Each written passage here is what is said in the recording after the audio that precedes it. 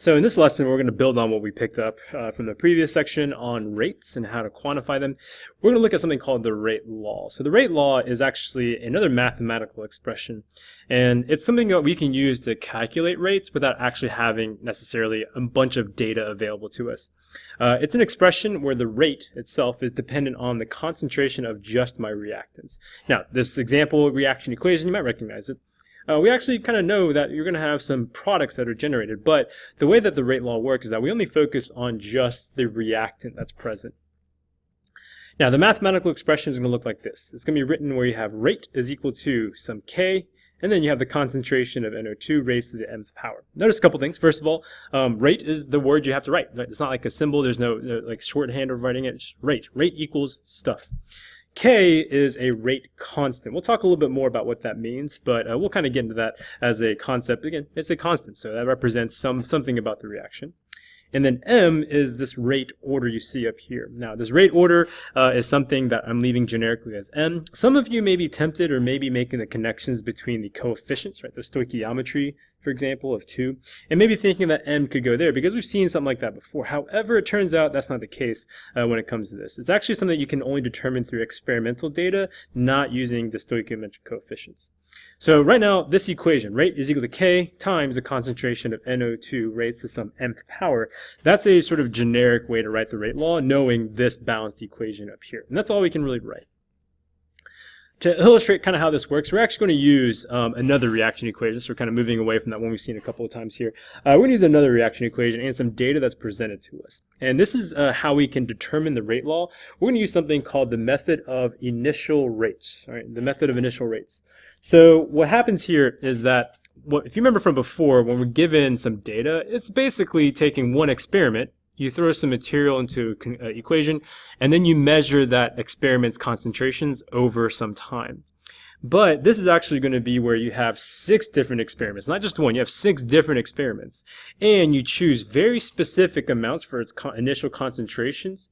And then, when you have those initial concentrations mixed together in one container, they can observe the initial rate specifically at time equals 0.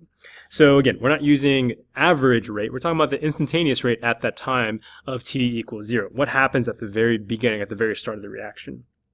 But again, notice that each experiment has its own initial one. They have different initial amounts of your reactants, and then they measure some initial rate. Now, how they accomplish that, we're not going to get into that, but just know that's effectively what they do. So for this reaction, which is this guy right here, right, this NH4+, which is your ammonium ion, you have NO2-, which is your nitrite ion generating N2 gas and water.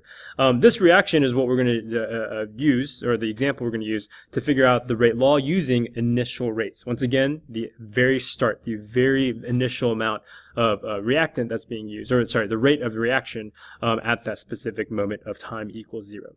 So 6 different experiments, and we're going to see how this all put together.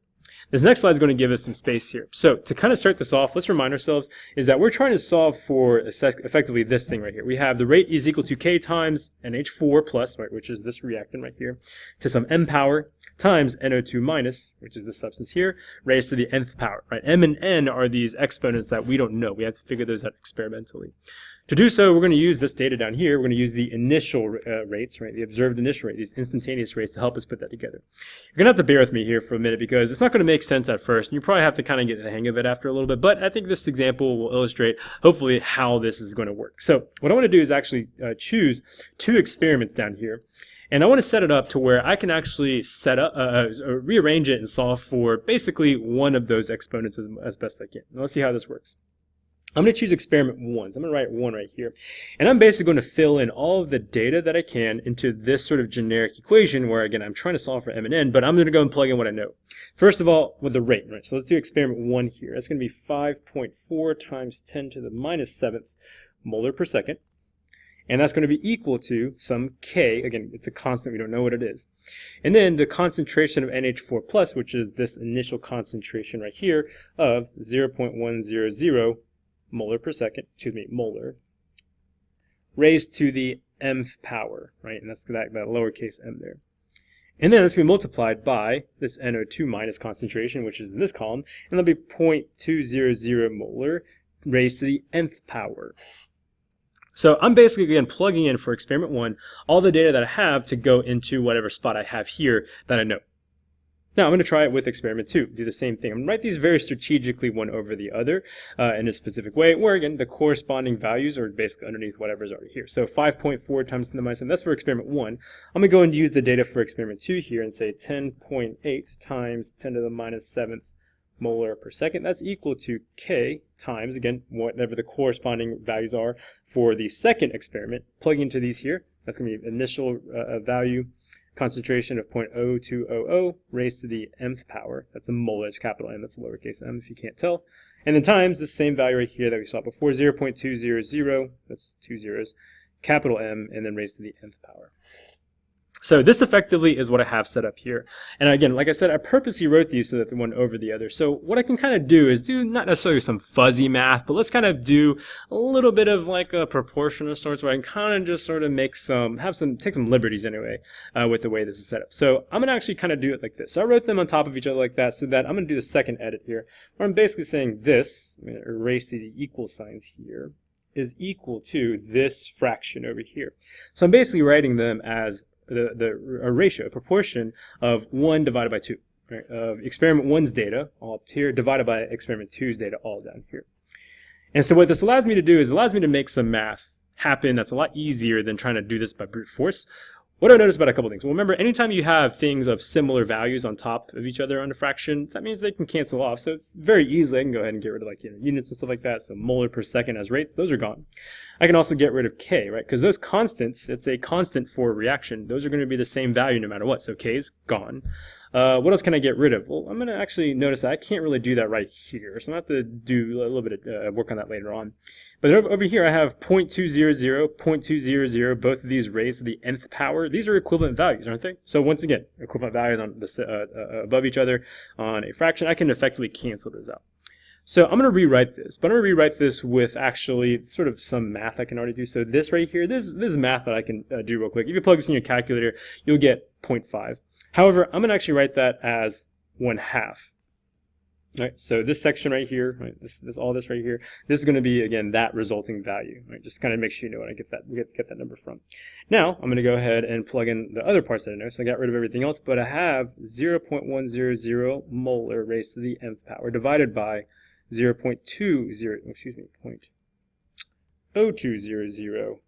molar to the nth power. And guess what? I am making a mistake, so I'm going to catch that now. Originally, I actually left off the 0 that goes in here, so if you're wondering why I left that off, that's why, because I forgot. I miswrote it. And then the same thing for right here, that should be there. Because that's actually going to make our work a little bit easier in this next spot. What do we know about two things that have the same the same exponent, is that they're effectively the same, but you can combine them anyway into the same fraction. So this can be rewritten as 0.0100 molar over 0.0200 molar, all raised to the same nth power. Right? That's effectively the same, combining those two exponents into one fraction. And what I know is true about this, right? Again, molar, this can go. What's effectively this going to come down to? So if I plug this in my calculator, that becomes essentially 1/2. And so I can rewrite this as 1/2 raised to the nth power. That's equal to 1/2, right? I'm still carrying that 1/2 down in the rest of this equation. So what's my equation going to look like now? It's going to be 1/2 is equal to 1/2 to the nth power. Well, what is the only value of m that you could possibly use here? M has to equal 1. Right? So this is going to be nice to keep around. We'll keep this in mind.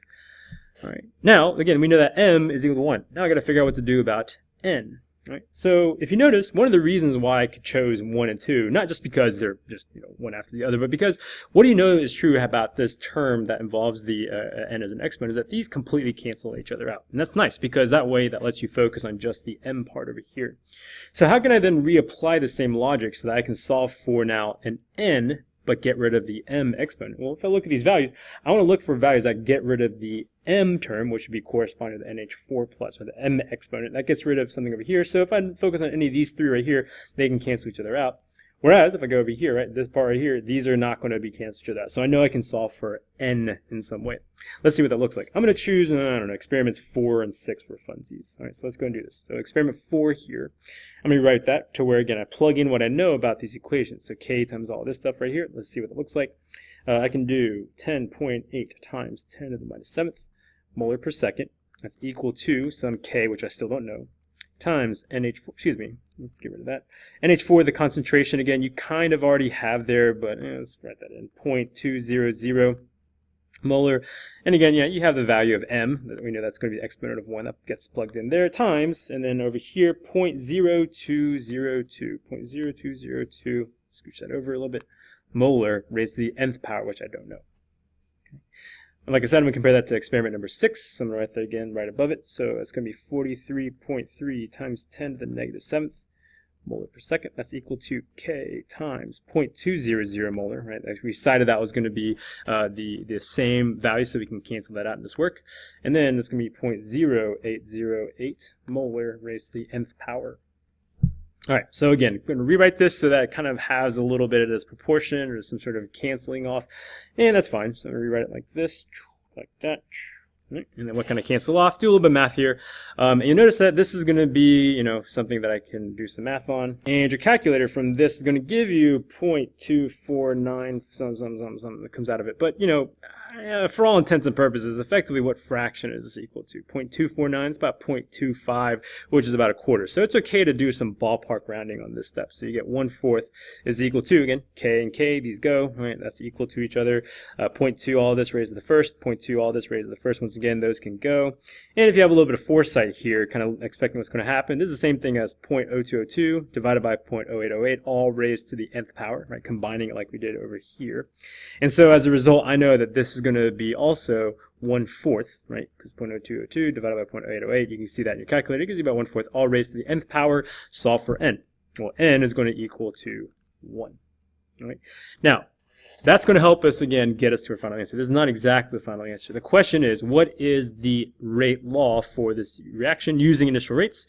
It's going to be simply this. We're going to rewrite whatever our sort of generic one is and actually plug in the coefficients that's necessary. I don't know what K is. I'm just going to use K still, times NH4 plus to the 1th power, or the first power, 1th power. I can't exactly write that in, just going to leave that there. And then times NO2 minus, which I just solved for here, is also equal to 1. So again, I'm going to assume that it's there, and that's going to be 1 there. So that's my rate law. So this is going to be ultimately your final answer right here.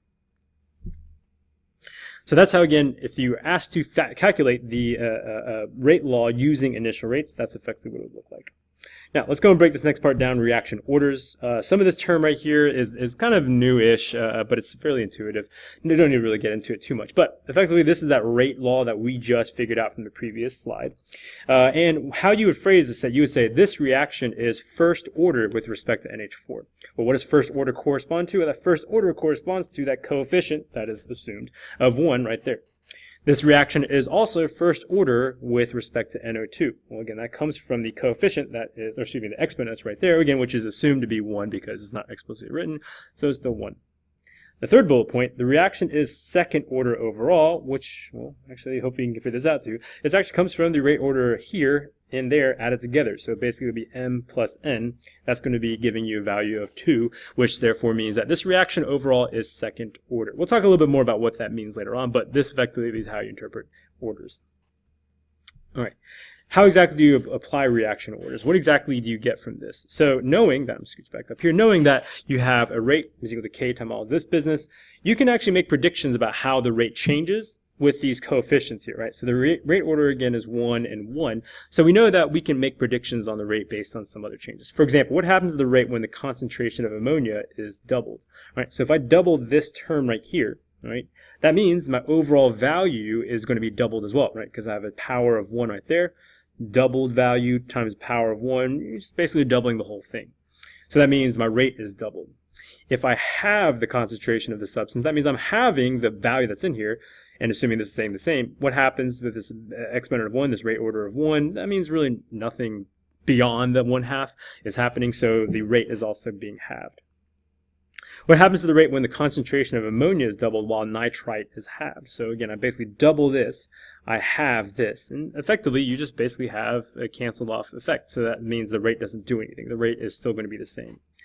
Now, that's also important to recognize because that's different initial rates, right? We have NH4 plus, NO2 minus. Those two amounts, right, whatever they are, they can have a wide variety of them, but it turns out you can still end up with the same rate at the end because the values here don't really matter so long as that when they plug in and multiply by each other, they can equal the same.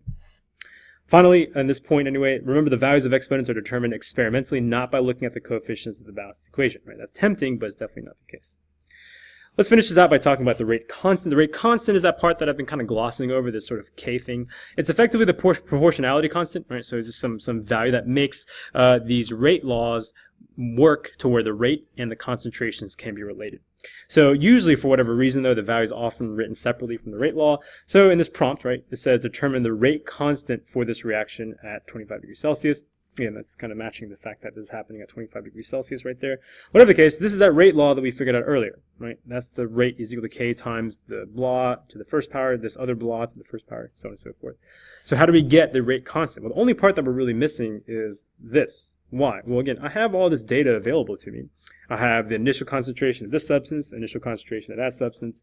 I have the initial rate that can be applied here. So all I'd have to do is then rearrange and solve for k. Let's try it with experiment 1. Let's plug the numbers in. You get 5.4 times 10 to the minus 7th molar per second. That's equal to this k. And then NH4 plus, that's 0.0100 molar to the first power. I'm not going to write that in. And then NO2 minus is 0.200 molar to the first power, again, assumed to be there. Rearrange and solve for k. Now, you've plugged some numbers in, rearrange it, solve for k. The math is going to look like this. K is equal to 2.7 times 10 to the minus 4th. I'm going to pause there for a moment because you also notice that you do have some variables around. And what happens here is that this molar per second right there is being divided by a molar, right? When you take this and divide it over here, same thing over here, divide this by a molar.